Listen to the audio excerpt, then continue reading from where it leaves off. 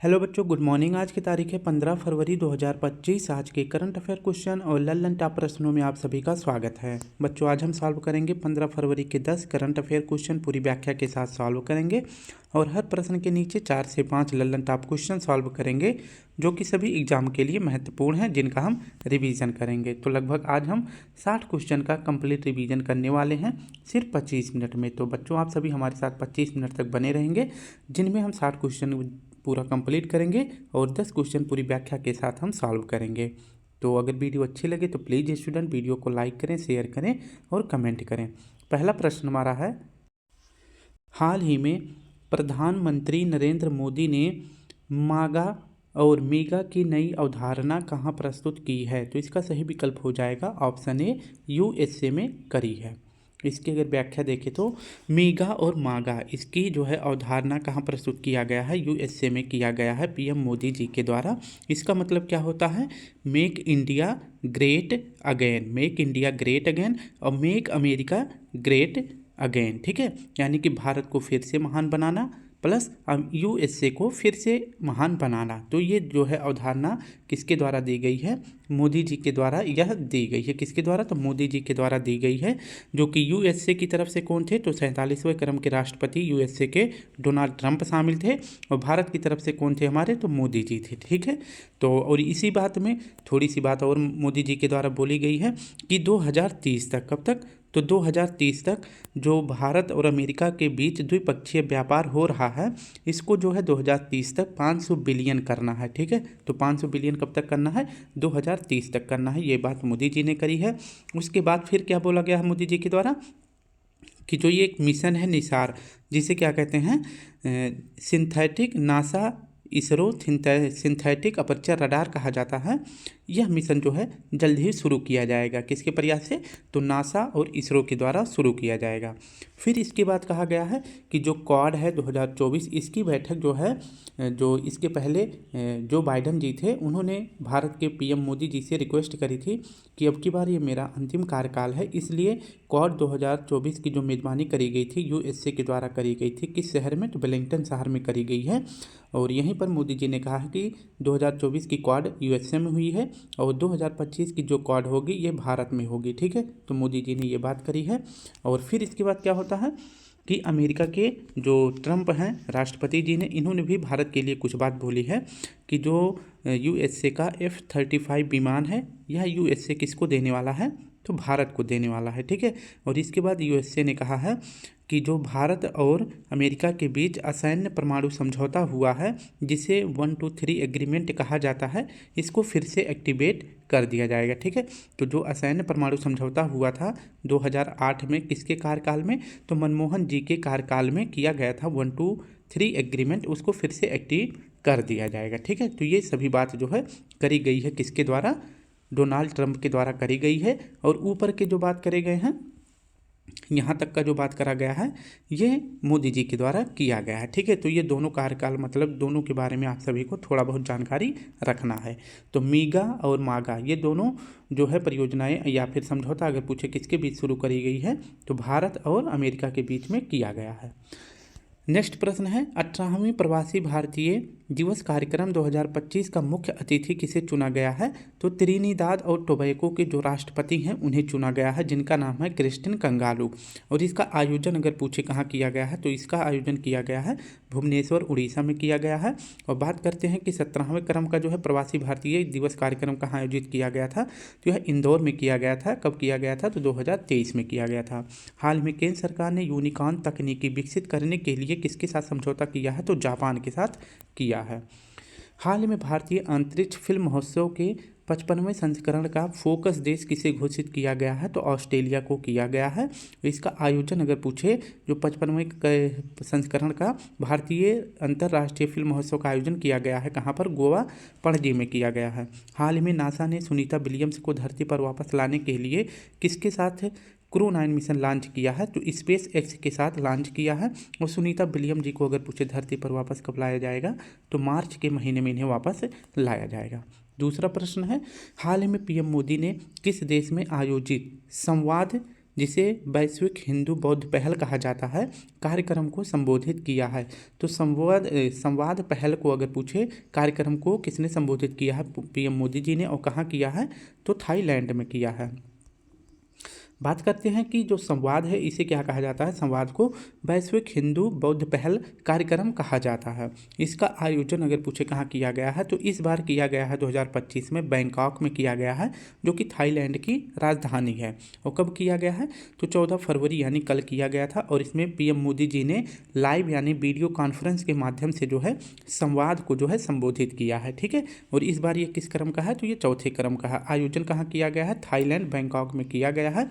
बात करते हैं कि संवाद जो है इसकी शुरुआत अगर पूछे किसने करी थी, तो भारत और जापान ने मिलकर इसकी शुरुआत करी थी। ठीक है, और जापान की तरफ से अगर पूछे सबसे ज़्यादा संवाद पर किसने जोर दिया था, तो शिंजो आबे जी ने दिया था, जिनकी अभी 2 साल पहले गोली मारकर हत्या कर दी जाती है। और ये जापान के सबसे लंबे कार्यकाल के लिए प्रधानमंत्री भी रह चुके थे। ठीक है, और इन्होंने ही जो क्वाड की संकल्पना है अगर पूछे किसने दिया था, तो शिंजो आबे जी ने दिया था।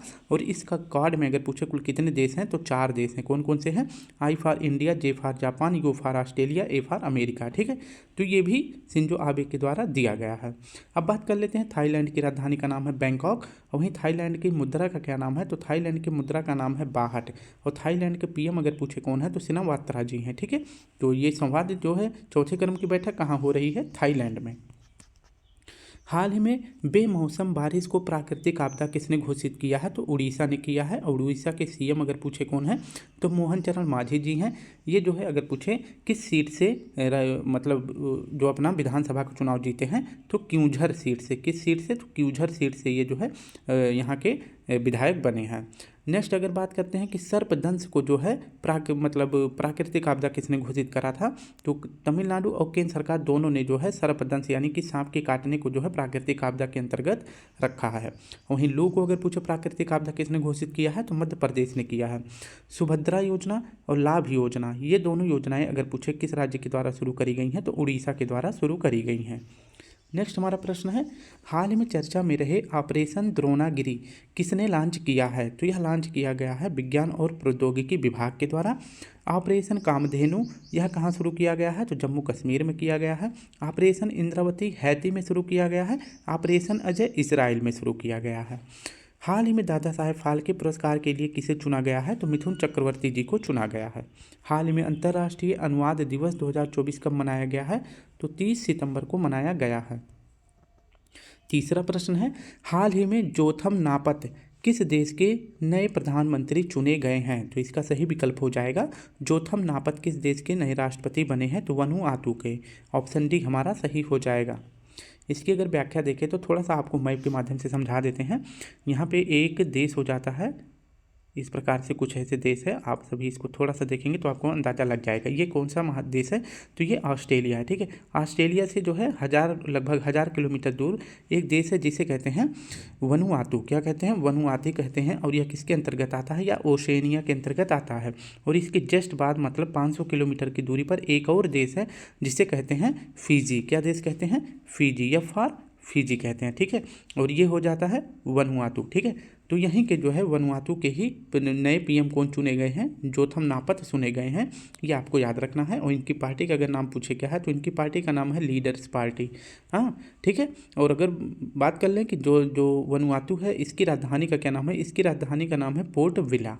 ठीक है, और जो फिजी है, फिजी की राजधानी का नाम है सुबा। और ऑस्ट्रेलिया की राजधानी का नाम है कैनबरा। ठीक है, नेक्स्ट हमारा प्रश्न है, हाल ही में चर्चा में रहे भारत पोर्टल का संबंध किससे है? तो यह पोर्टल लॉन्च किया गया है किसके द्वारा? सीबीआई के द्वारा लॉन्च किया गया है। और किसके लिए लॉन्च किया गया था? जो भारत से बाहर विदेशों में भाग जाते हैं, जैसे घोटालेबाज हो जाते हैं या फिर कोई और भगोड़ा हो जाए, तो उसके लिए सीबीआई जो है किससे समझौता करेगा? इंटरपोल के माध्यम से। जो भाग गया है विदेशों में उस व्यक्ति का जो है समन वगैरह जो भी जानकारी होगा तो वो इंटरपोल से प्राप्त करेगा। किसके माध्यम से? तो भारत पोर्टल के माध्यम से करेगा। ठीक है, इंटरपोल की अगर पूछे स्थापना तब कब करी गई है, तो 7 सितंबर 1923 को किया गया है। इसीलिए 7 अप्रैल को अंतर्राष्ट्रीय पुलिस दिवस मनाया जाता है। कब मनाया जाता है? तो 7 सितंबर को मनाया जाता है। इंटरपोल का अगर पूछे मुख्यालय कहाँ है, तो लियोन फ्रांस में इसका मुख्यालय है। हाल ही में भारत का 56वां बाघ है ये बाघ नहीं है, बाघ अभ्यारण्य किसे घोषित किया गया है? तो गुरु घासीदास तमोर पिंगला को किया गया है। और पूछिए यह किस राज्य में है? तो यह छत्तीसगढ़ में है। ठीक है, 55वां देख लेते हैं कौन सा। 55वां है धौलपुर करौली जो कि राजस्थान में है। 54वां है वीरांगना दुर्गावती टाइगर रिजर्व, कहाँ है? मध्य प्रदेश में है। 53वां है रानीपुर टाइगर रिजर्व, कहाँ है? उत्तर प्रदेश में। और 52वां है रामगढ़ विषधारी राजस्थान में। ये सभी जो है बाघ अभ्यारण्य है। नेक्स्ट हमारा प्रश्न है, हाल ही में T20 अंतर्राष्ट्रीय में सबसे अधिक स्कोर 344 रन का नया रिकॉर्ड किसने बना दिया है? तो यह जिम्बाब्वे ने बनाया है। और दूसरा सबसे बड़ा स्कोर किसने बनाया है? तो नेपाल ने बनाया है। किसके खिलाफ? मंगोलिया के खिलाफ 314 रन का बनाया है। और तीसरा सबसे बड़ा स्कोर बनाया है भारत ने, 297 रन किसके खिलाफ बना दिया है? तो यह बांग्लादेश के खिलाफ बनाया है। हाल ही में भारत ने पहले एशिया पैसिफिक पैडल कप में कौन सा पदक जीता है? तो कांस्य पदक जीता है। हाल ही में दर्शनी शैक्षणिक भ्रमण कार्यक्रम किसने प्रारंभ किया है? तो यह तेलंगाना के द्वारा शुरू किया गया है। चौथा प्रश्न हमारा है, हाल ही में स्वीडिश रक्षा कंपनी साब ने electronic warfare laser warning system 310 के लिए किसके साथ समझौता किया है?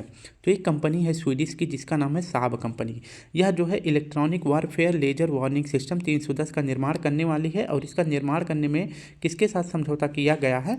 तो यह किया गया है HAL के साथ, यानी कि हिंदुस्तान एरोनॉटिकल लिमिटेड के साथ किया गया है। तो इसका सही विकल्प हो जाएगा ऑप्शन सी। इसकी अगर व्याख्या देखें तो साब कंपनी कहाँ की है? तो यह है स्वीडन की। कहाँ की है? स्वीडन की है।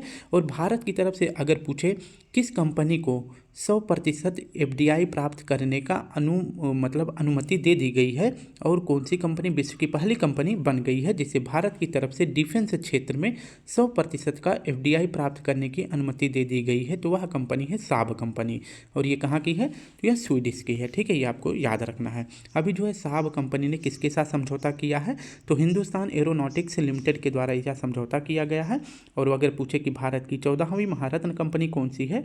तो वह है HAL। ठीक है, तो ये इतनी बात याद रखना है। और साब कंपनी और HAL के बीच में अगर पूछे किसका निर्माण किया जाएगा, तो यह किया जाएगा electronic warfare laser warning system, जो कि एक लेजर है, इसका जो है निर्माण किया जाएगा। मान लीजिए कोई जहाज है, लड़ाकू जहाज है, यह जो है कहाँ पर अंतरिक्ष स्पेस में जो है क्या कर रहा है? फ्लाई कर रहा है। ठीक है, तो इसके ऊपर से अगर बात करें कि अगर कोई देश जो है यहाँ पे लेजर छोड़ता है, तो इसी जो लेजर वार्निंग सिस्टम है इसके द्वारा जो है पहले से वार्निंग दे दी जाएगी कि जहाज पर किसी के द्वारा लेजर छोड़ा गया है। तो ये जहाज जो है अपने आप को उस जगह पे जो है क्या करेगा? मजबूत बना लेगा, या फिर जो है इससे आगे बढ़ जाएगा। और जो वहाँ पे कर्मचारी होंगे या फिर जो सेना होगी उसको अलर्ट जारी कर दिया जाएगा। ठीक है, तो इसी के लिए जो है 310 लेजर वॉरफेयर वार्निंग सिस्टम किसके द्वारा निर्माण किया जाएगा? साब कंपनी और HAL के द्वारा किया जाएगा। बात कर लेते हैं DRDO की स्थापना 1 जनवरी 1958 को किया गया था। इसके अध्यक्ष हैं समीर कामत जी। DRDO का ध्येय वाक्य क्या है? वलस्यम मूलम विज्ञानम है। और इसका मुख्यालय पूछे कहाँ है? तो दिल्ली में है। हाल में केंद्रीय मंत्री श्री राजीव रंजन सिंह ने भारत के पहले जैविक मत्स्य पालन क्लस्टर का शुभारंभ कहाँ किया है?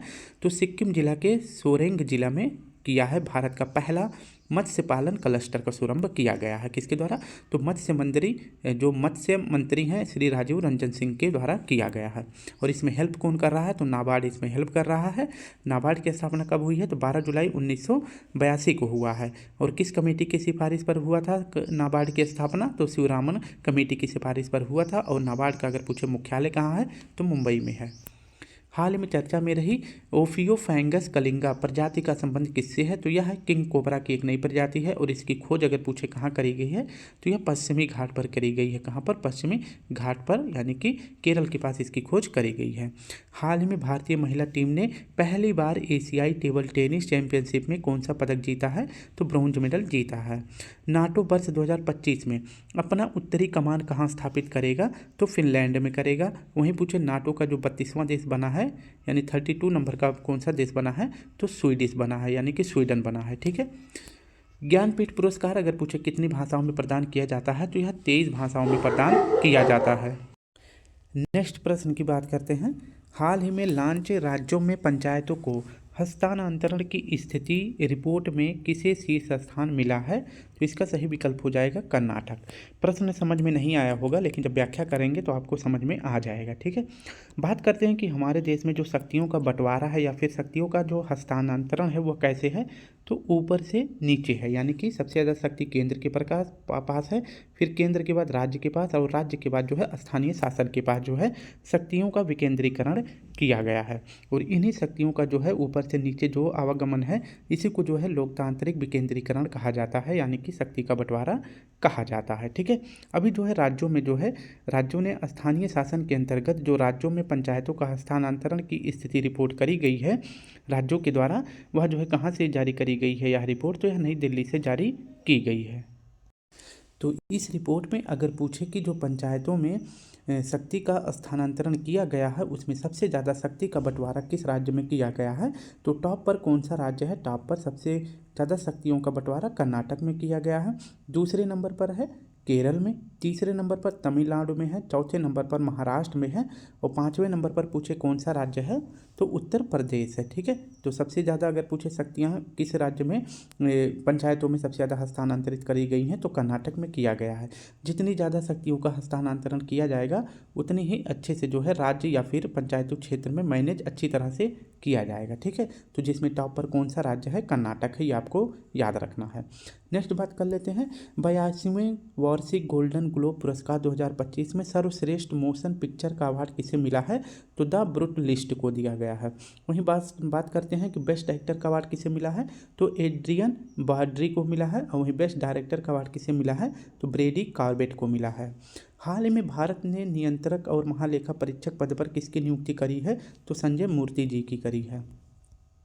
हाल ही में उड़ीसा और बंगाल में आए चक्रवाती तूफान दाना का नामकरण किसने किया है, तो कतर ने। हाल ही में इसरो किसके सहयोग से चंद्र ध्रुवीय अन्वेषण मिशन, जिसे लूपेक्स कहते हैं, लॉन्च करेगा, तो यह इसरो जो है जाक्सा के सहयोग से करेगा, और जाक्सा जापान की स्पेस एजेंसी है। छठा प्रश्न हमारा है हाल ही में महिला प्रीमियम लीग यानी WPL का तीसरा सीजन कहाँ प्रारंभ हुआ है, तो यह वडोदरा से प्रारंभ हुआ है, गुजरात से प्रारंभ हुआ है। इसकी अगर व्याख्या देखें तो महिला प्रीमियम लीग 2025 इसका जो है तीसरा संस्करण है। इसका आयोजन या इसका शुभारंभ अगर पूछे कहाँ से किया गया है, वडोदरा गुजरात से किया गया है। 14 फरवरी को शुरू किया गया है, और पहला मैच किसके बीच खेला गया है, तो RBC और गुजरात जाइंट के बीच यह पहला मुकाबला खेला गया है। बात करें कि इस बार जो है कुल कितनी टीमों ने भाग लिया है WPL में, तो 5 टीमों ने भाग लिया है, ये आपको याद रखना है। और यही पूछा कि WPL में सबसे महंगे खिलाड़ी कौन बिकी हैं, तो सिमरन शेख बिकी हैं, कितने में, तो 1.9 करोड़ में बिकी हैं, और इनको खरीदा किस टीम ने है, तो गुजरात ने खरीदा है। ठीक है, और फाइनल मैच कहाँ खेला जाएगा, तो फाइनल मैच खेला जाएगा ब्रेबॉर्न स्टेडियम में, जो कि कहाँ है, मुंबई में है। तो इतनी सी बात आपको याद रखना है। ठीक है, और वहीं अगर बात कर ले कि आयोजन तो मैंने बता दिया, प्रारंभ वडोदरा गुजरात से होगा, और अंत वाला कहाँ से होगा, तो यह मुंबई से होगा। ठीक है, नेक्स्ट अगर बात करते हैं कि यह तीसरा संस्करण है, कौन सा करण है, तो यह तीसरा संस्करण है। तो पहला और दूसरा कौन विजेता बना है, तो पहला मुंबई बना है, जिसकी कप्तान कौन थी, हरमनप्रीत सिंह थी, और दूसरे की विजेता RBC बनी है, जिसकी कप्तान स्मृति मंधाना जी हैं। हाल ही में गरीबी और भूख से लड़ने के लिए वैश्विक गठबंधन कहाँ हुआ है, तो यह ब्राज़ील में हुआ है। हाल ही में भारत की भाषाई विरासत पर प्रवासी परिचय 2024 सम्मेलन कहाँ आयोजित हुआ है, रियाद सऊदी अरब में। प्रवासी भारतीय दिवस 2025 की मेज़बानी कौन करेगा, यानी कि यह हो चुका है, और यह कहाँ किया जाएगा, उड़ीसा में किया गया है, भुवनेश्वर में। ठीक है, हाल ही में पूर्व अग्निवीरों के लिए 15% आरक्षण की घोषणा करने वाली पहली बड़ी कंपनी कौन सी है, तो ब्रह्मोस एरोस्पेस है। सातवां प्रश्न है हाल ही में राजा भलेंद्र सिंह ट्रॉफी से किसे सम्मानित किया गया है, तो यह ट्रॉफी मिला है जो 38वां अभी राष्ट्रीय गेम्स हुआ है, जो टॉप पर रहा है उसी को जो है राजा भलेंद्र सिंह ट्रॉफी का अवार्ड दिया गया है, और इसमें टॉप पर पूछे कौन रहा है, तो सर्विसेज रहा है। ठीक है, ऑप्शन सी हमारा सही हो जाएगा। इसकी अगर व्याख्या देखें तो 38वां राष्ट्रीय गेम्स का आयोजन उत्तराखंड के 12 शहरों में किया गया है। इसकी शुरुआत अगर पूछे किस शहर से किया गया है, देहरादून से, और समाप्त कहाँ हुआ है, तो हल्द्वानी में यह समाप्त हुआ है।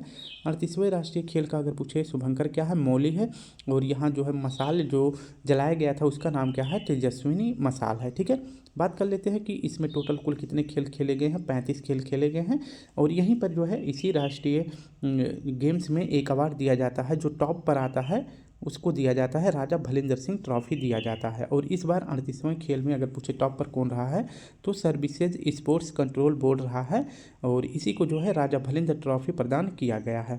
और इसमें जो है अगर पूछे कि सर्विसेज ने टोटल कितने पदक जीते हैं तो कुल 121 पदक जीते हैं।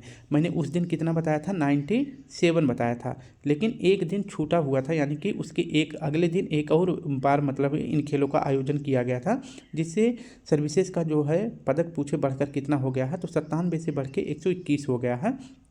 और जिसमें सर्विसेज ने 68 गोल्ड, 26 सिल्वर और 27 ब्रॉन्ज जीतकर टॉप पर बना है और राजा भलिंदर सिंह ट्रॉफी प्रदान किया गया है। ठीक है, और दूसरे नंबर पर कौन है तो महाराष्ट्र है। थोड़ी सी लिस्ट है, ये सर के मैंने क्लास से स्क्रीनशॉट किया था आप सभी को दिखाने के लिए कि जैसे जिनका जो जो राज्य हो वो यहाँ से अपना देख सकते हैं कि किस नंबर पर है। जैसे महाराष्ट्र है 54 गोल्ड है, टोटल 201 गोल्ड मतलब पदक हैं। वहीं हरियाणा जो है 48 गोल्ड है, 153 टोटल पदक हैं। तो इसी प्रकार से आप सभी अपना अपना देख सकते हैं। ठीक है, नेक्स्ट बात कर लेते हैं कि 38वें क्रम का जो राष्ट्रीय खेल हुआ है 38 नंबर का कहाँ हुआ है तो यह यूके यानी उत्तराखंड में हुआ है। 37वें नंबर का गोवा में हुआ है। 39वें नंबर का मेघालय में होगा। और पहला वाला राष्ट्रीय खेल का आयोजन कहाँ किया गया है तो यह किया गया था लाहौर में। हाल ही में दुनिया के सबसे बुजुर्ग ओलंपिक चैंपियन एग्नेस कैलेटी का निधन हुआ है और इनका संबंध अगर पूछे किस देश से हैं तो यह हंगरी की हैं। 45वां शतरंज ओलंपियाड 2024 इसमें विजेता अगर पूछे कौन बना है तो भारत विजेता बना है, चाहे वह मेल में पूछे या फीमेल में पूछे, दोनों में भारत ने जीत लिया है। हाल ही में NSG का 10वां आतंकवादी रोधी अभ्यास अग्नि परीक्षा कहाँ हुआ है तो यह गुरुग्राम हरियाणा में हुआ है। हाल ही में चर्चा में रही हिमालय में खोजी गई नई प्रजाति एंगुइकुलस डिकैप्रियोई का संबंध किससे है तो यह हिमालय में खोजी गई एक सांप की नई प्रजाति है। हाल ही में प्रधानमंत्री मोदी जी ने धरती आबा जनजातीय ग्राम उत्कर्ष अभियान कहाँ प्रारंभ किया है तो यह प्रारंभ किया है झारखंड में। 8वां प्रश्न हमारा है, हाल ही में चर्चा में रही वरुण सागर झील कहाँ स्थित है तो इसका नाम बदल दिया गया है और इसका नया नाम किया गया है वरुण सागर। तो पूछ रहा है वरुण सागर झील किस राज्य में है तो यह राजस्थान में है। इसकी अगर व्याख्या देखें तो राजस्थान में एक ज़िला है अजमेर, यहाँ पे दो चीज़ों का नाम बदल दिया गया है। एक तो फॉयज सागर था जिसको ब्रिटिश अधिकारी के द्वारा बनाया गया था अकाल के समय में राहत पहुँचाने के लिए, और कब बनाया गया था तो 1892 में बनाया गया था। और इसी फॉयज सागर का नया नाम रख दिया गया है परिवर्तन करके वरुण सागर। ठीक है, और यहीं अजमेर में ही एक और भवन था जिसका नाम था एडवर्ड मेमोरियल भवन, इसका भी नाम बदल के कर दिया गया है महर्षि दयानंद सरस्वती विश्रांति गृह, इसका नाम कर दिया गया है। ठीक है, तो दोनों नाम जो है किस राज्य से संबंधित है, राजस्थान से संबंधित है, ये आपको याद रखना है। ऐसा क्यों किया गया है तो आपको पता है कि यह जो है अंग्रेज़ों के द्वारा बनाया गया नाम था, तो इसको जो है भुलाने के लिए या फिर कह सकते हैं कि जो अंग्रेज़ों की दास्तां है इसको भुलाने के लिए यह नाम परिवर्तित कर दिया गया है। वहीं बात करें कि दयानंद सरस्वती जी का जो मूल नाम है क्या है तो इनका मूल नाम है मूल शंकर, और इनकी पुस्तक का क्या नाम है तो इनकी पुस्तक का नाम है सत्यार्थ प्रकाश। इन्होंने ही शुद्धि आंदोलन भी चलाया था। नेक्स्ट प्रश्न है, हाल ही में भारत के किस पड़ोसी देश में 7.1 तीव्रता का शक्तिशाली भूकंप आया था तो यह नेपाल और तिब्बत की सीमा पर आया था। अब फोकस अगर पूछे इसका कहाँ था, किस राज्य किस देश में था तो यह इसका फोकस जो था तिब्बत में था। हाल ही में दक्षिण एशिया का सबसे बड़ा समुद्री विचार नेतृत्व शिखर सम्मेलन सागर मंथन कहाँ प्रारंभ हुआ है तो यह नई दिल्ली में हुआ है। हाल ही में विश्व हरित अर्थव्यवस्था मंच का आयोजन कहाँ किया गया है तो UAE में किया गया है। 9वां प्रश्न हमारा है, हाल ही में चर्चा में रही इन विट्रो गैमेटोजेनेसिस जिसे IVG कहते हैं का संबंध किससे है तो यह संबंधित है नई प्रजनन तकनीकी से, यानी कि ऑप्शन ए हमारा सही हो जाएगा। बच्चों इसमें आप सभी हमें 2 मिनट का समय देंगे तो आप सभी को अच्छे से एक्सप्लेन कर देंगे क्योंकि बहुत ही महत्वपूर्ण क्वेश्चन है और आप सभी को समझाने में इसमें टाइम लगेगा। ठीक है, वैसे बात ज़्यादा नहीं है, बस इतनी सी है, लेकिन समझाने में आपको टाइम लग जाएगा, मुझे पता है। ठीक है, IVG इसका फुल फॉर्म होता है इन विट्रो गैमेटोजेनेसिस, इसका फुल फॉर्म होता है। इसका मतलब क्या होता है कि इसका अर्थ है कि जो महिला है और जो पुरुष हैं पुरुष से जो है शुक्राणु ले लिया जाता है और महिला से जो है अंडाणु ले लिया जाता है। इन दोनों का जो है आपस में क्या किया जाता है, निषेचन कर दिया जाता है। और निषेचन कहाँ पर किया जाता है, तो कांच की नली में निषेचन किया जाता है। जब इसमें थोड़ा सा बच्चे का जो भ्रूण तैयार हो जाता है तब उस भ्रूण को जो है माँ के गर्भाशय में जो है क्या किया जाता है, ट्रांसफ़र कर दिया जाता है। फिर इसके बाद जो प्राकृतिक तौर पर जो बेबी होता है उसी प्रकार से इसमें बेबी हो जाता है। ठीक है, तो ये बात हो जाती है कि यहाँ पे महिला और पुरुष के शुक्राणु और अंडाणु के साथ निषेचन कहाँ किया जाता है, कांच की नली में किया जाता है। ठीक है, लेकिन आप सभी को पता है कि अब जो कुछ कारणवश जो है महिलाओं या पुरुषों में अगर साल या 1.5 साल के अंदर बच्चे नहीं होते हैं तो कोई प्रॉब्लम हो जाने की वजह से अब उसका जो है समाधान डॉक्टरों के द्वारा निकाल लिया गया है। और किसके तहत निकाला गया है, तो स्टेम सेल के द्वारा। ठीक है, तो स्टेम सेल के माध्यम से इसमें जो है जो मतलब मेल और फीमेल है उनसे शुक्राणु लिया जाता है। किससे, स्टेम सेल के माध्यम से लिया जाता है। ठीक है, यहाँ पे जो है मतलब डायरेक्ट महिला से लिया जाता था, लेकिन यहाँ पे जो है महिला और पुरुष से डायरेक्ट जो है उनका अंडाणु शुक्राणु नहीं लिया जाता है। किससे लिया जाता है, स्टेम सेल से ले लिया जाता है। ठीक है, और फिर दोनों को जो है आपस में क्या किया जाता है, दोनों के शुक्राणु को आपस में जो है निषेचन कराया जाता है। और इसी निषेचन की प्रक्रिया को गैमेट या युग्मनज भी कहा जाता है। गैमेट या युग्मनज कहा जाता है। और इसके माध्यम से जो है यह युग्मनज माँ के गर्भाशय में इंटर कर दिया जाता है। और इस प्रकार की जो माँ बनी जाती हैं उन्हें सरोगेट मदर कहा जाता है। यानी कि यहाँ पे जो है जो माँ होती है यह खुद की मतलब जो बेबी होता है वह खुद का जो है माँ होती है, लेकिन यहाँ पे कोई दूसरी लड़की हो सकती है या फिर जिसको पैसे की लालच होती है। तो इस प्रकार से जो यहाँ पे गैमेट या युग्मनज तैयार किया जाता है वह इस प्रकार की माँ के अंदर या गर्भाशय में इंटर कर दिया जाता है। फिर उसके बाद जो प्राकृतिक तौर पे जो है यहाँ पे बेबी हो जाता है। ठीक है, तो इसी को जो है IVG कहा जाता है। ठीक है, यानी कि इन विट्रो गैमेटोजेनेसिस कहा जाता है। तो इस प्रकार की जो है क्रिया को स्टेम सेल के माध्यम से किया जाता है। यहाँ पे जो है प्राकृतिक तौर पर किया जाता है, सिर्फ यहाँ पे कांच की नली का प्रयोग किया जाता है। और यहाँ पे जो सरोगेट मदर होती हैं ये जो है बेबी की मतलब ओरिजिनल माँ नहीं होती हैं। इनके अंदर जो है जो मेल या फीमेल होते हैं जो चाहते हैं कि हमें बेबी नहीं हो रहा है तो उस माध्यम से उनके स्टेम सेल से जो है अंडाणु और शुक्राणु ले लिया जाता है और किसी दूसरे माँ के अंदर या दूसरे लड़की के अंदर सरोगेट कर दिया जाता है। उसी को जो है सरोगेट मदर कहा जाता है। ठीक है, तो यहाँ पे जो है जो इन विट्रो गैमेटोजेनेसिस है इसका संबंध अगर पूछे किस विधि से है तो यह नई प्रजनन तकनीकी खोजी गई है। ठीक है, तो ऑप्शन ए हमारा सही हो जाएगा। नेक्स्ट बात करें कि हाल ही में सरकारी स्कूलों के छात्रों के प्रदर्शन का मूल्यांकन करने के लिए गुणोत्सव 2025 किसने प्रारंभ किया है, तो असम ने किया है। निजुत मोइना अगर पूछे योजना असम ने शुरू किया है। मोइदम जो है 43वां विश्व धरोहर स्थल है और यह स्थान अगर पूछे कहाँ है तो असम में है। हाल ही में 14वीं सीनियर राष्ट्रीय हॉकी चैंपियनशिप में किसने स्वर्ण पदक जीता है, तो उड़ीसा ने जीता है। किसको हराकर, तो हरियाणा को हराकर जीता है। ठीक है, हाल ही में केंद्र सरकार ने किस क्षेत्र में 1000 करोड़ रुपए के वेंचर कैपिटल फंड को मंजूरी दी है, तो अंतरिक्ष के क्षेत्र में। हाल ही में प्रधानमंत्री श्री नरेंद्र मोदी जी ने भारतीय कौशल संस्थान का उद्घाटन कहाँ किया है, तो मुंबई में किया है। हाल ही में आइंस्टीन वलय की खोज किसने करी है, तो इसका सही विकल्प हो जाएगा यूरोपीय अंतरिक्ष एजेंसी ने करी है। ऑप्शन डी हमारा सही हो जाएगा।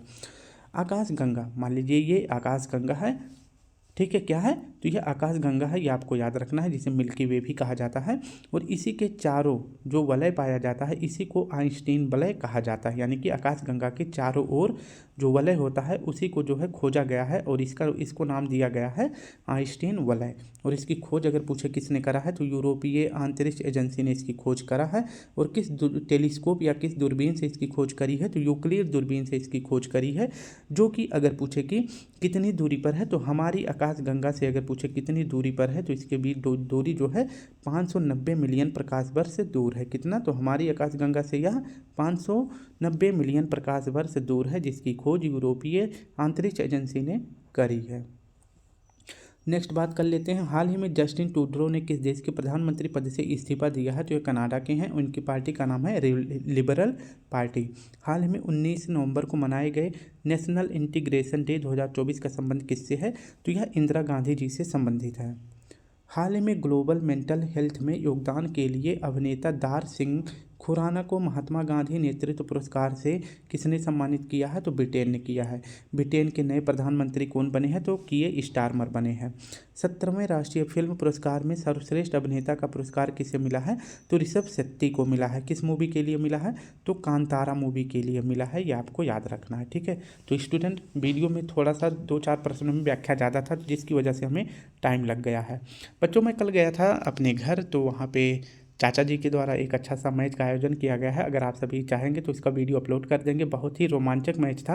लास्ट में आप देखेंगे तो आपको मतलब बहुत ही ज़्यादा मज़ा आएगा, क्योंकि थोड़ा सा अंधेरा हो गया था। तो मैच किसके बीच था मैं बताना चाहूँगा। मैच जो है हमारे यहाँ पे जो गोंडा ज़िला है, गोंडा ज़िला और प्रयागराज जिला के बीच यह मैच हुआ था, ठीक है। वैसे विजेता कौन बनता है और उप विजेता कौन बनता है, ये आप सभी खुद देखेंगे। और जो विजेता था उसको अल्टो कार दिया गया है, और बाकी की जो उप विजेता रही है उसे जो है क्या दिया गया है? पल्सर बाइक दी गई थी। और जो मैन ऑफ द मैच रहा है उसे टीवीएस स्पोर्ट गाड़ी भी दी गई थी, ठीक है। तो आप सभी अगर उसको देखना चाहेंगे तो मैं आपको दिखा दूंगा, वीडियो देखेंगे। ज़्यादा बड़ी नहीं है, 2-3 मिनट की वीडियो रहेगी, क्योंकि लास्ट के 6 ओवर का मैच मैंने उसको रिकॉर्ड किया, मतलब 6 गेंदों का मैच मैंने रिकॉर्ड किया था। तो आप सभी अपने क्लास को एंजॉय करें। कल फिर मिलते हैं, तब तक के लिए आप सभी को प्यारा सा जय हिंद, जय भारत।